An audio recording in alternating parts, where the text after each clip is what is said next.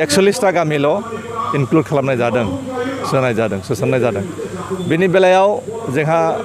गोजोननाय गैया दिनाव बिथांमोना दान्दिसे सम होनो हायैया जोबोद दुखुनांथाव जोबोद लाजिनांथाव बिथांमोनखौ आं एनडिबि इउनाइटेड फराम अफ एनडिबिनि जानानै धिक्कार होयो बिनि सोमोन्दै थांनाय भारतनि गणतन्त्र दिवस खालि ना chief minister doctor Himanta Biswa शर्माया मौखिक भावे डिक्लार होदोंमोन जे सीमा बारायनायनि बेलायाव 60टा गामि इनक्लुड खालामनाय जाबाय होननानै किन्तु गभर्नमेन्टनिफ्राय जेबो नटिफिकेशन गैयामोन प्रसिडिउर गैयामोन नाथाय मैया जितु निउसाव ओंखारबाय जों निउस मिडियानि गेजेरजों जों मिथिनो मोन्दों जे 41टा गामिल' इनक्लुड खालामनाय जादों सोसननाय जादों बेनि बेलायाव जोंहा गोजोननाय गैया मानोना सिगां 60टा गामि एनाउन्स खालामदोंमोन घोषणा खालामदोंमोन नाथाय कमिसना जितुनिखि रिपर्ट होदों कमिसननि मथे 41टाल' गामि माने इनक्लुड खालामनाय जादों बेहाय गोबां गामि थालांदों जोंनि सुक्ति मथे जितु कन्टिगिउवास ट्राइबेल एरिया माने आप टू सिमुलुगुरिसिम माने पासनयनिफ्राय आप टू सिमुलुगुरिसिम जेसेबां ट्राइबेल माने कन्टिगिउवास ट्राइबेल एरिया दङ गासैखौबो सोनांगौ बेहाय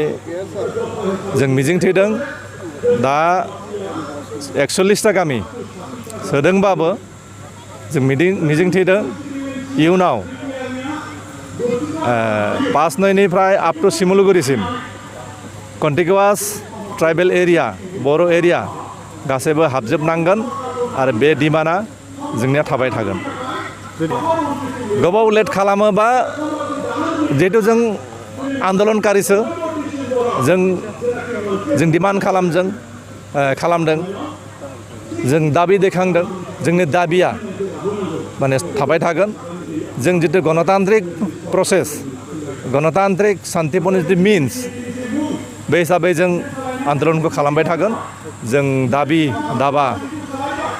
उत्थापन खालामबाय थागोन पुटआप खालामबाय थागोन जोंनि मुभमेन्टआ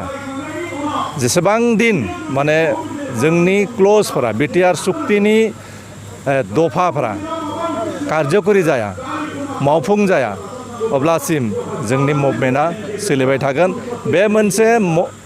दाबिया जाबाय क्लजआव थानाय हिसाबै सीमा बारायनायाव बे 41टा गामिल' नङा गोबां गामि थालांदों बर' माने गामिफोर बेखौ टटेलि माने नेक्स्ट टाइम सोसनगोन बा इनक्लुड खालामगोन बेखौ मिजिंथिदों गेस्ट जोंनि बिटिआरनि चिफ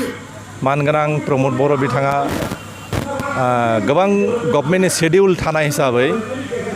बिथाङा गेवलां मेलाव बाहागो लानो हायासै नाथाय फुंनि जितु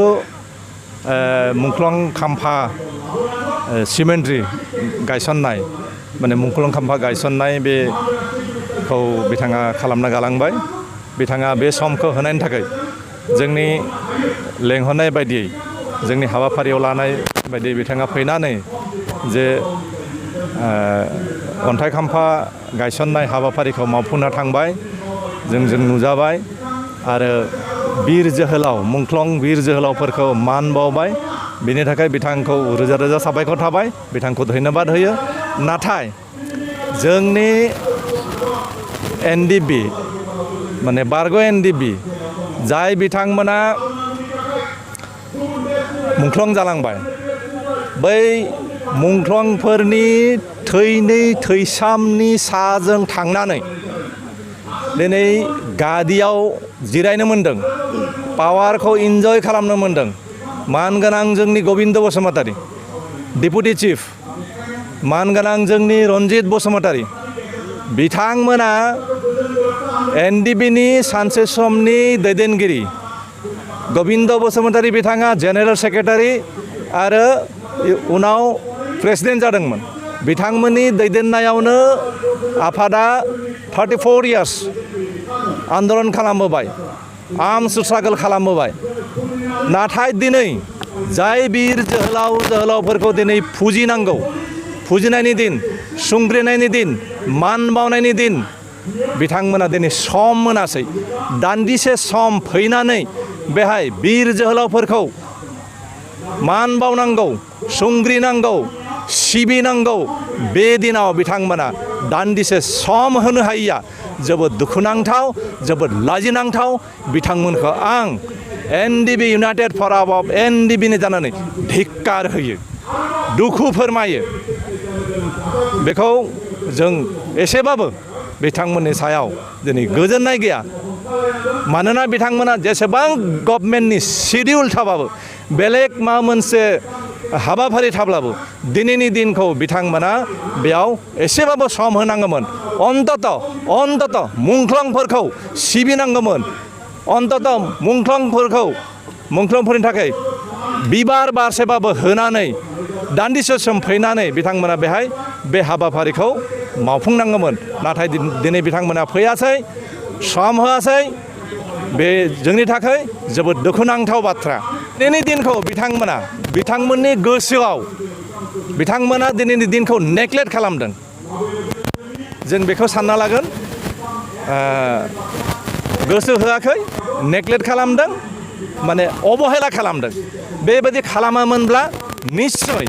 फुं समाव फैनानै अन्तत मुंख्लंफोरखौ बिबार बारसेबाबो बावनानै बिथांमोना थांगौमोन। गोजोन्थों।